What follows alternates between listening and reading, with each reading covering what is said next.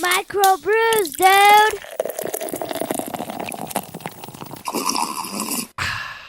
Dude. Craft brews and casual conversations. Joined with me, musician and beer enthusiast Jerred Lazar. How you doing, dude? Hanging in there, man. Good yourself?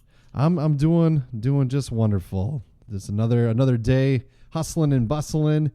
I finally have. I didn't go buy a beer. That's been my thing lately. I've been having to like scrounge my house for beer, and oddly enough, I have in one of my closets. I have a box full of beer, in which is I call it my cellar.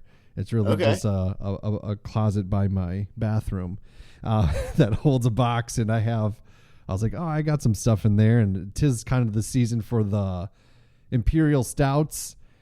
So this bad boy is from 2019. I'm really taking a risk. It's aged. Oh yeah, it's aged. It's from. So I don't know how familiar you are with Wisconsin. Have you ventured over here? Never had the pleasure. Oh, that's sad, but maybe one day. It's a good spot. We have a place in Sheboygan called Three Sheeps. It's one of my favorite breweries, but they make kind of like Imperial Stouts in like bourbon barrels. Every year they have it's a big thing. They do all these releases. So this was the first one in 2019. Somebody gave it to me as a gift. This is the second time I've had it, but I mean, I don't think it gets any. You're not really not supposed to get it as old as this, but I poured it. It's 10.5. It's very flat, but it tastes good. It's got the alcohol should hold at least keep it from getting going bad. Yeah, for sure. It's got cocoa nibs, vanilla, cinnamon, and ancho chilies. Sounds intense. Yeah, it's got a little sweetness, a little kick. I dig it. I like it. What you got going on over there? I too am a bit of a seasonal drinker. This is Branch and Bone Marzen from Dayton. Oh, nice. I'm a big fan. I just moved here. It was 2 years last week.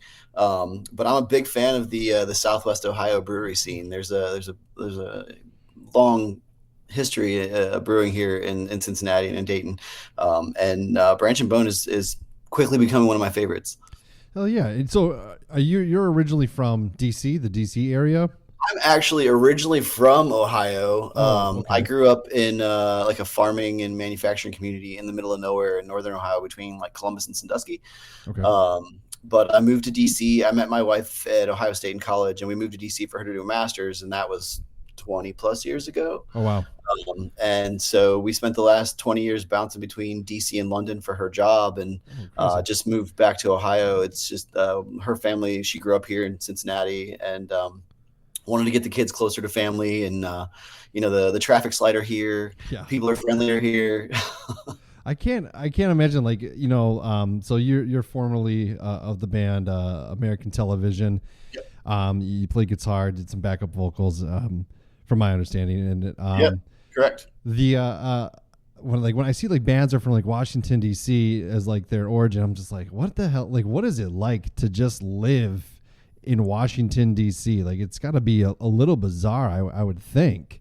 It really can be, and that's another one of the perks about of living in Cincinnati is that like not every conversation devolves into politics. Yeah. So it can be intense. It's a very transient city, so people are constantly coming and going. It's a hard market to play music in too. People are busy. It takes forever to get anywhere. Traffic is always just an absolute disaster. But we made it work, and American Television's still going strong. I'm stoked that those guys just put out a new record. I'm really proud of them. I'm digging it. I've been bumping it for the last few weeks. I had early access to it for obvious reasons, but they're just continuing to kill it. I'm really proud of them. Yeah, I really enjoyed it as well. I listened to it on my run earlier this week, and I was like, it's got some. It's melodic. It's punk. It's like I like it a lot. It was a good one for sure.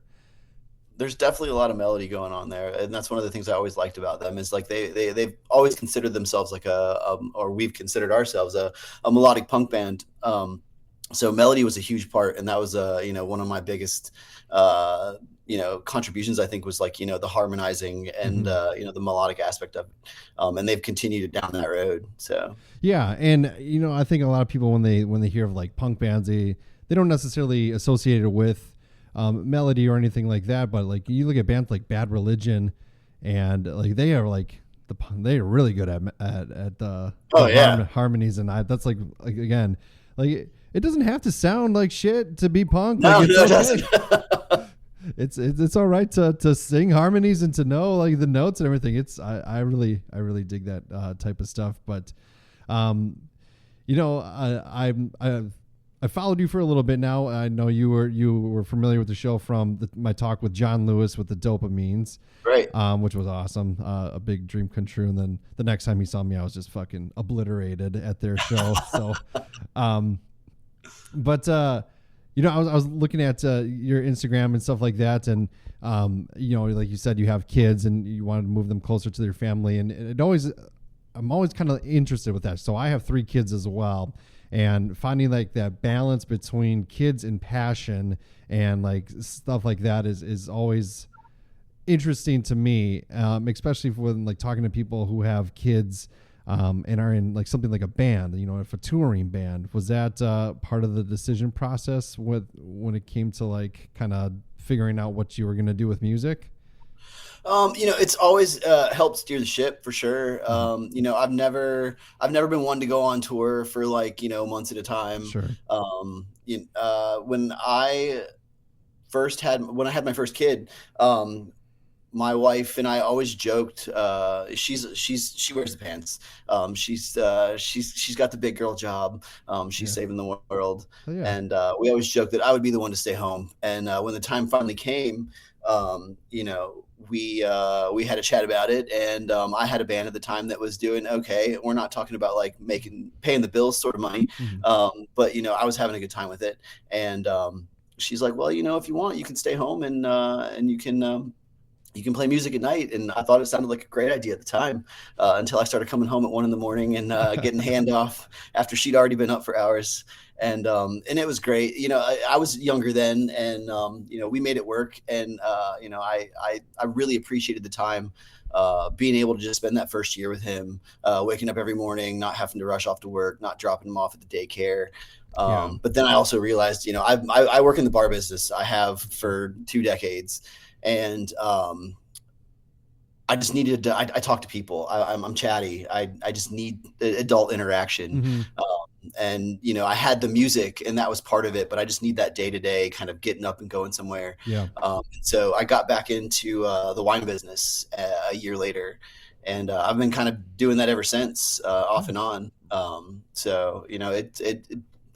been lucky to find places of employment that allowed me to take off for a week or so if I did want to go on the road, and also understood that I had a family. So, I've had a couple of unicorn jobs, and I just found another one when I moved here to Cincinnati. So I've been very fortunate in that regard.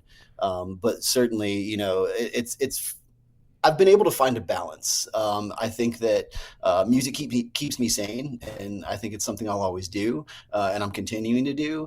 But it's just like anything else. You got to find the right balance, and I think I've been able to find that. Yeah, that's awesome, man. So with the wine business, is wine as complex and complicated as everybody makes it seem to be? Because like it doesn't have to be. It really doesn't. I am a firm believer that it shouldn't be. The wine bar that I managed back in Arlington, Virginia, was decidedly unpretentious. We were called Screw Top. Nice. I don't think you should have to have a degree or bring an encyclopedia along to enjoy a glass of wine. The best wine out there is the one that you like to drink. It doesn't matter where it came from, how much it costs. I like with the wine shop and wine bar that I manage now. I'm trying to open that up to like a younger generation and keep people just interested in it. We do wine tastings weekly. I bring in a different rep or a different, guest som every Thursday. And I try to keep it cheap, $15 to $20 for 4 wines. It's kind of a choose your own adventure sort of situation. But I'm definitely passionate about it, but I'm not snotty about it. I've never once tasted an expensive bottle of wine. I've been fortunate enough to taste some pretty expensive wines, and I've never once been, wow, that tastes like a $500 bottle. It just never happened. Right. So, I mean, so my co-host Rob, who's not here, but you know, him and I have been doing this podcast for a while, and it kind of like originated. I started doing it because I was in radio full time for a while. That wasn't paying bills, so then I started this podcast, and I was like, you know, I was starting to get into this craft beer stuff, and we've been doing this for a long time, and I still like, I can't like sip something and go Simcoe or anything like that. Similar things. Like I like it. I can give you like, it tastes like an orange or it tastes like this a little bit. But now like I've really have expanded into bourbon, and there's all a ton of snobs as well of like, you know, they shake their glass and they fucking take whiffs and like, they're like, hold it in their mouth forever. And it's like, they're like, oh, I got this stone fruit. And they use all these big complicated words. I'm like, I don't know what the fuck you're saying. I have to like, yeah, I mean, you definitely get some of that. And I find myself kind of digressing into that. But I try to meet people where they are. Yeah. You know, I'm not trying to sell, you know, it just depends on who I'm talking to. But at the same time, like, I'm not trying to make anybody feel stupid. Right. You know, I probably taste, you know, 3 to 4 dozen wines a week. When people ask me what I do, I joke about how I spit out wine and I kiss ass. That's what the hospitality business is all about. And I'm too old to start tasting wine at 10 a.m. because I'm fortunate to work days and make it through my day. So I spit, you know, 95% of it down the drain.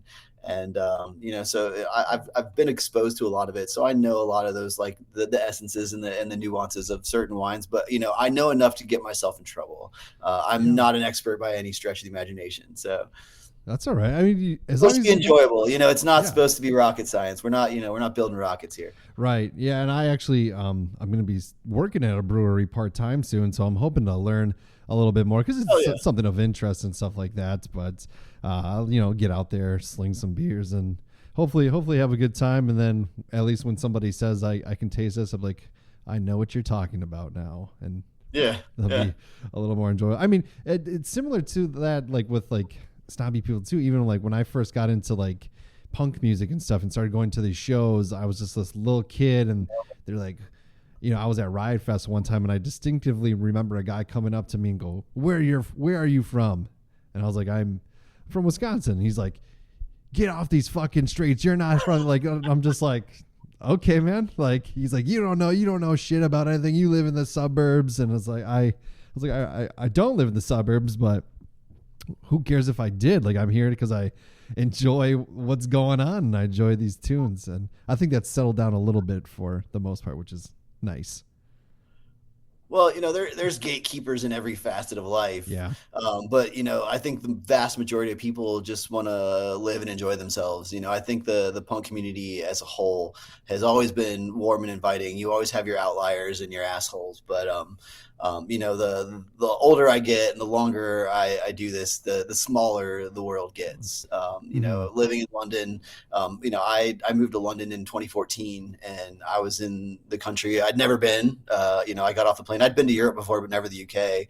And I got off the plane, and within 6 weeks, I was playing bass in a band. Oh, nice. I'd reached out to a group of guys who I'd seen.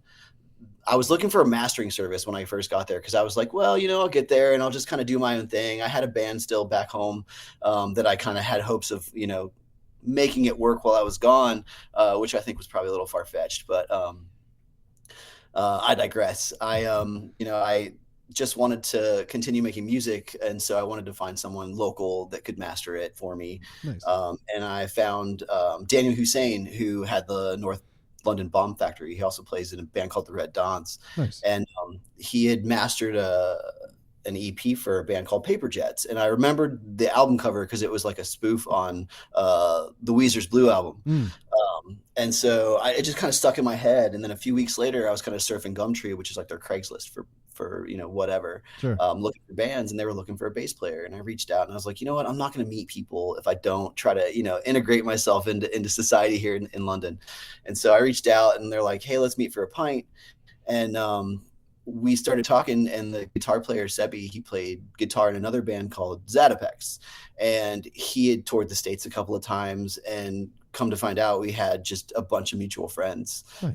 from having played music. And so within 6 weeks, I had, a group of friends. And I don't know if my time there would have been the same without them, but it was just, just a reminder how small, our community really is, even though it's global. So yeah, that's amazing. How long were you in London then? we were there for 3.5 years. Okay. So you said 2014. So then you were here for a little bit, and then the world shut down. Yeah, we moved back middle of 2017, and a very similar thing happened. I came back, and American television, I noticed them. They had put out a 2-song EP right after I'd moved to London, and I remember thinking, these guys are awesome. Like, why the hell didn't I hear about them when I was gone? And I thought I knew most of the people. And again, we're a pretty small community. And so when I came back, one of the first things I did was like, I'm going to go see them. I want to see this band. They're really good. And so they were playing at Mobius Records, one of my favorite record shops in Fairfax. Mm-hmm. And I walk in, and their guitar player walks up to me. He's like, "You look familiar." I'm like, "Oh, I'm Jerred. I don't think we've met." And he's like, "Oh, do you play guitar?" And I'm like, "A little bit, not trying to brag or anything." But I was like, "Yeah, just a little bit." And he's like, "Well, we're looking for a guitar player. You should try out." Nice. I'm just so taken back by it. And we get to chatting, and his sister lived in my neighborhood in London. Never met her. Oh, but wow. She lived in my neighborhood, like right down the street. That's crazy.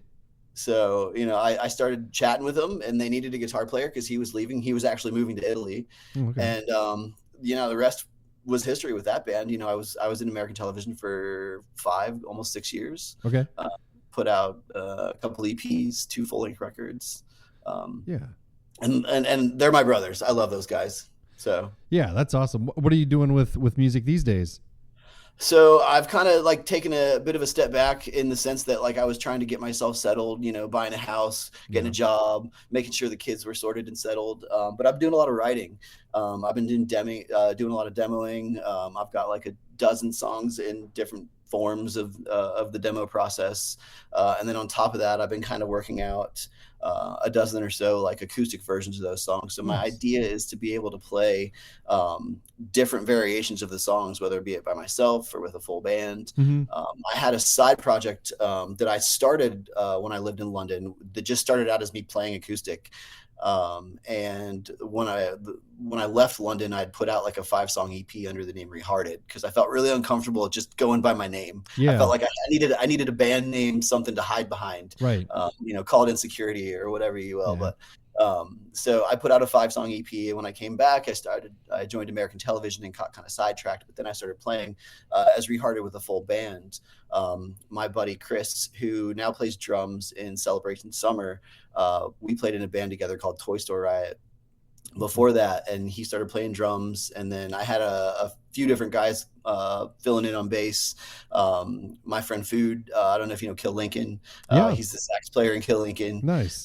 And then my friend Steven, who plays guitar in Boardroom Heroes, he played bass for a little while. Oh, yeah. And that worked out, and then COVID killed it. Yeah. So I'm kind of circling back to that, and it's funny because it's been 6-7 years at this point. Mm-hmm. So that's kind of where I'm at with it. I don't know what it's going to look like, but I'm just kind of eager to get back into it. I miss being in a room with people, playing music. It's kind of one thing to write all the parts and play all the parts, but it's kind of hard to get the momentum going when you can just be in a room with people and just hash it out and be done with it. So yeah, for sure. I think there's definitely power in collectively throwing something down and getting it done. I know a few of my buddies are in bands, and I'm always interested by the writing process. And sometimes they're just I show up and I play this song, and then people just start picking up, and it just comes together. I'm like, that's just wild to me because I've never really been a part of that, something like that. I've always just been the listener, the consumer, if you will.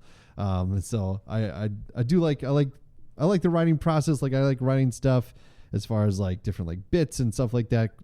But for music, what do you do for writing? When you're do you sit down and dedicate time every day, or does something have to kind of spark your motivation?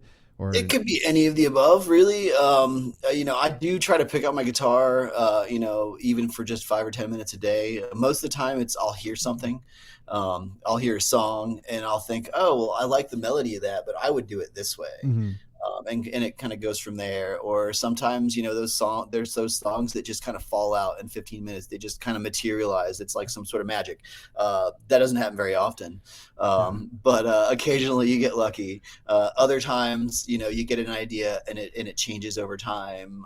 But I sit down and most everything starts with an acoustic. I've got one hanging on the wall in my living room. Nice. I got guitars hanging on the wall in the basement. Like, I feel like if my guitars are hanging up, I'll pick them up and I'll play them. If they're in cases hiding in a closet, they don't get played.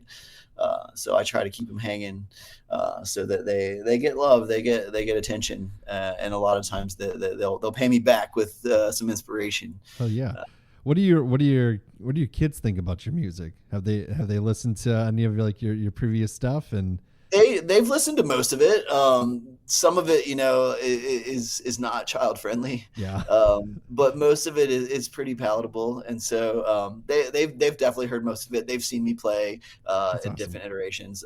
Even when they were really young, my wife would bring them to shows in the stroller. Even if just for like 30 minutes to pop in and see Daddy play. Yeah. So awesome. they're not into it. It's almost like if Dad's doing it, it must not be cool. Right. They have their own things. My oldest is really like tech minded. He does coding. Oh, nice. He wants to be a game developer, as 13-year-olds do. My youngest is very sporty. They're both pretty athletic. They both play soccer. They both play basketball. They're both into scouts. Hell yeah. Youth sports and youth activities are truly more than a part-time job. It is just insane. My daughter and my oldest son are both very athletic as well, and I'm just running. Majority of my time is I go to work, and then I do the part-time radio stuff, and then I'm like hightailing it across the fucking state, watching 12-year-olds play basketball or something.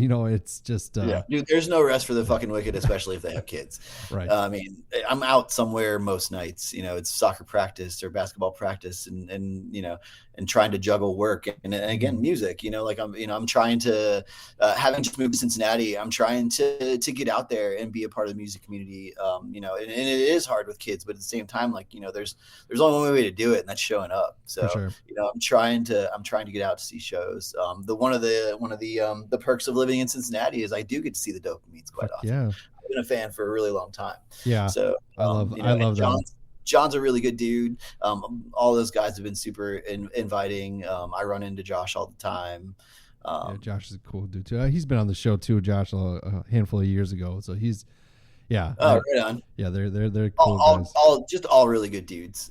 They've made me feel at home as best as they can. Yeah. And American Television had played with the Dopamines a few times. So, nice. We played with them up in Baltimore. We brought them out to DC for Breaking Even Fest last year. I think they played with them down in Florida. So, nice. It's a small community. So, everybody runs into everybody. Everybody's into everybody. So, yeah, I would say, being in Wisconsin, I'm like kind of in the middle of like all of our big cities. So like really like Madison is an hour away, Green Bay is an hour away, Milwaukee is an hour away. So those are kind of the go-to stops for music. So we're pretty lucky that a lot of these Midwest bands swing on one of those areas. A lot of bands from Chicago, I've seen the Falcon in Green Bay. They've got to see the Lawrence Arms in Milwaukee and all that stuff too. So it's pretty awesome. And it's a cool community, and it's kind of wild sometimes how you'll be at a show and a lot of these people are strangers in the crowd, but then you'll look at them like, yeah, I remember this person from this show. Yeah, the familiar face. You don't know how sometimes, but you've seen them. Yeah, it's pretty awesome, and I don't get out to as many shows as I would like to. My kids used to like a lot of the music I listened to. Like I took my daughter to see Frank Turner at X-Ray Arcade, which is like a pretty small venue. He did a matinee show when he was doing like the 50 days, 50 states little thing that he did. So he played all 50 states in 50 days. And sometimes it was like a 2-a-day thing. So he came to Milwaukee before his Chicago show and did like an acoustic matinee show, which was like, I'm like, hell yeah, every show should be at noon so then I can be at home by 4:00. And I'm just like, I was like, kid, I wish you knew how awesome this was. And then she went home and, listened to whatever the fuck she listens to now. Right. I don't know what it is. We do drag ours to shows. My kid's first show was the Pie Tasters, actually. Nice. In DC. We took him to see Blink-182 and Alkaline Trio Oh, a couple hell weeks yeah. ago. So yeah, I love it. I forgot how not kid friendly Blink-182 was. The last time I saw them was with Skiba, and Okay. they don't have the same sort of banner. And it was just I had forgotten. I saw them with Tom, many years ago. So it's not like it's out of the ordinary. But I forgot when I've got my 10-year-old, and he's like, "What's that?" Yeah. I He didn't did what to his mom? right. That's awesome. Yeah, Alkaline Trio is one of my favorite bands of all time. Same. I've loved them for so Absolutely.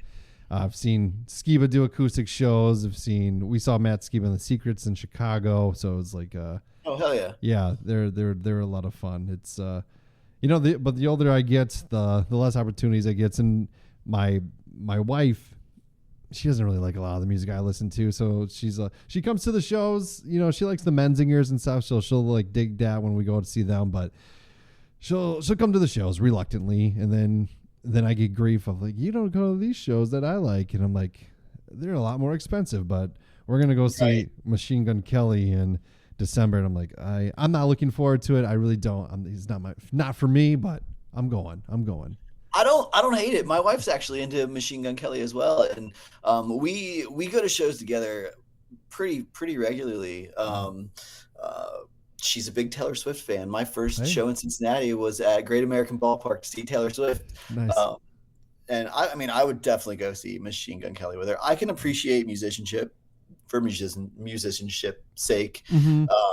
But yeah, I mean, she's always been supportive. She definitely there's certainly like a crossover and things that we enjoy, and we try to kind of focus on that. Yeah. But she's always been super supportive of me playing music. Hell yeah. She's always coming to shows. She's always taking pictures and videos and telling me I'm awesome even when I suck. We've been together for should I say 25 years? That's crazy. It's been a long time. She's my partner. She's my other half. Yeah. And we've only gotten this far without, by supporting each other. And so I'm the big reason, the person I am today and the place I'm at today is because of her and her support. So, yeah, so the way I make it work. Yeah. Kudos to your wife. I would say, I'm like, my wife doesn't listen to this podcast, but she is very supportive.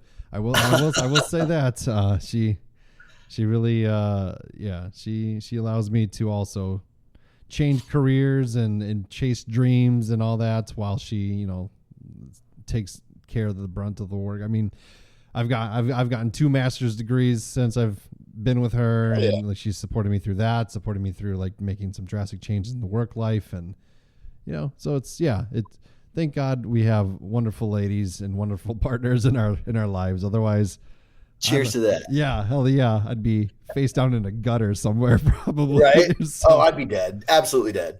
Yeah. So you talked about the beer scene a little bit in Ohio. I've had probably a handful of them, but is it in somebody who works kind of in the alcohol but wine industry, would you say that craft beer is dying down? Is because I mean everyone I know now is like, I drink bourbon. I do drink bourbon, but I also still love the beer. I would say that drinking as a whole is kind of, if you look at the numbers across the board, drinking is kind of going down. Yeah. I mean, I myself, as I'm getting older, I'm drinking less. I hit COVID like as many of us did, and I took a sabbatical from it because I had to make sure that, this is my livelihood. I had to make sure that I had a good handle on it. But that being said, I think that as far as Cincinnati goes, I think it got to a point where it was kind of oversaturated with breweries. They had 80 plus breweries, within the metro area. So I think that you've seen a handful of them closing, but I think it's more that like the breweries that are successful are finding what works and, latching onto it. I focus primarily on local beer at my shop because we can't really focus on local wines. It's not a thing in Ohio. So I've kind of latched onto it, and I think that there's a lot of great breweries here in Cincinnati. I'm a big fan of Street Side, probably one of my favorites. I really like West Side. Northern Row. I've also, kind of gotten into more classic styles. I drink seasonally, but I also, my tastes change throughout the years.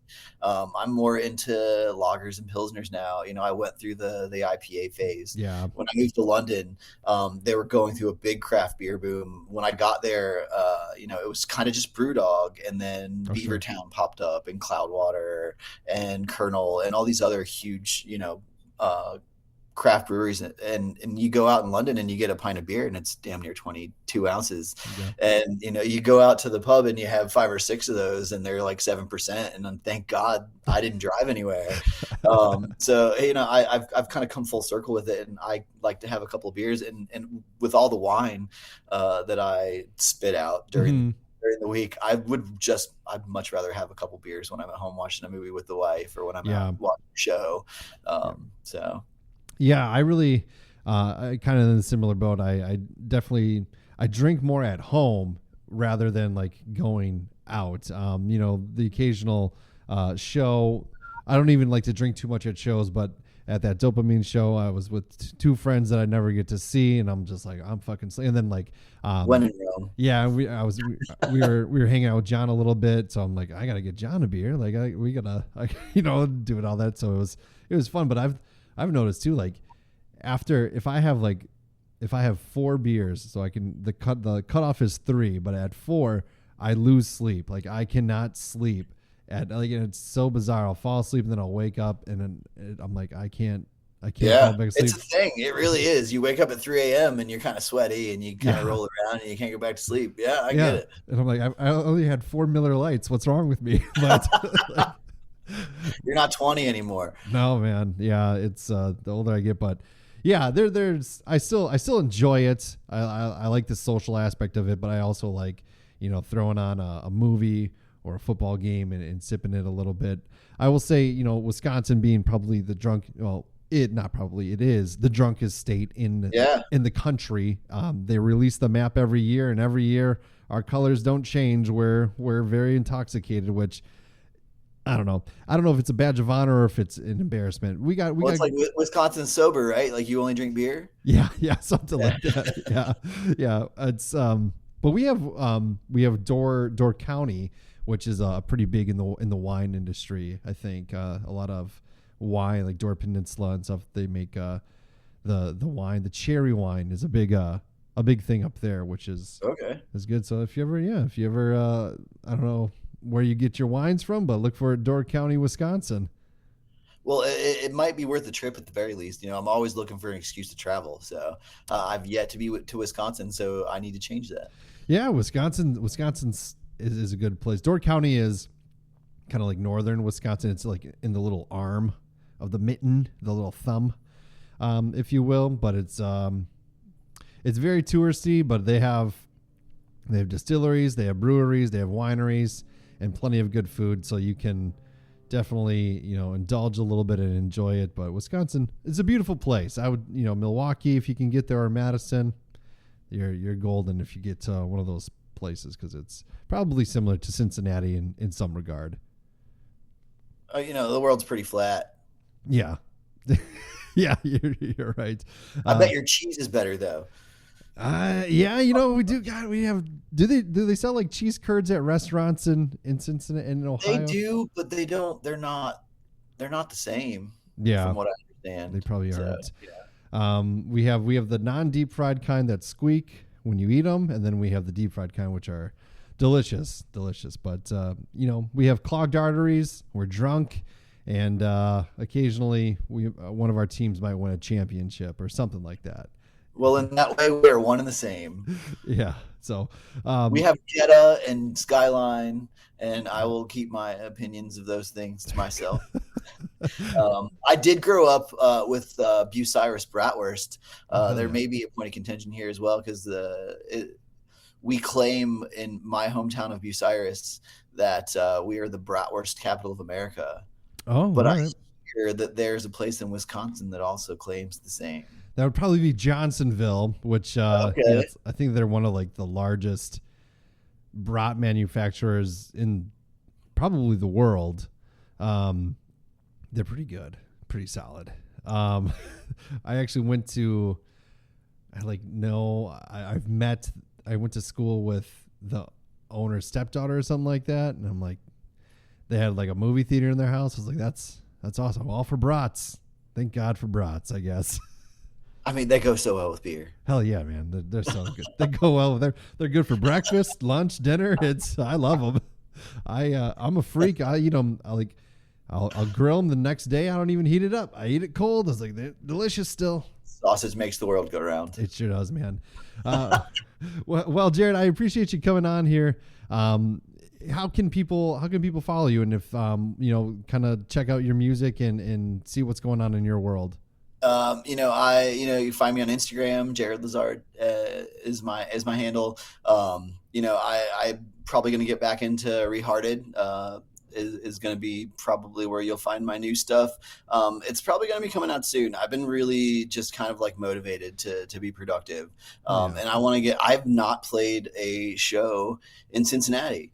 And I've not played a show in the state of Ohio in probably a decade. Wow. So I'm looking to change that sooner than later. So yeah, we're going to make it happen one way or another. Hell yeah, man. I appreciate you coming on. Likewise. It was a pleasure meeting you, man. Yeah.